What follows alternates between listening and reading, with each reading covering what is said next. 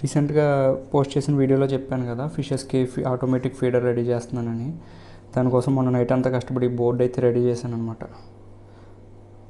నీట్గా సోల్డరింగ్ అది చేసి దీనిలో ఏం లేదు, ఒక ఫీచర్ యాడ్ చేశాను, డిస్ప్లే, ఇంకా ఒక యూఐ క్రియేట్ చేద్దాం అనుకున్నాను.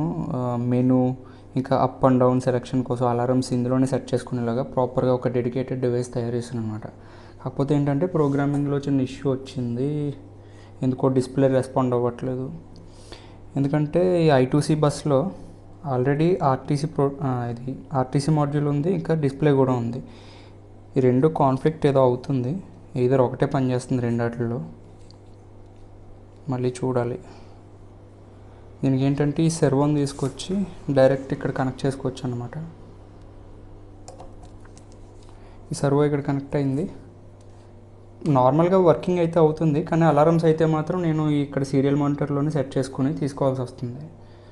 ఈ యూఐ పనిచేసిందంటే మొత్తం ఇది ఒక డెడికేటెడ్ డివైస్ అయిపోద్ది అనమాట. దీని మీద వర్క్ చేయాల్సింది ఉంది.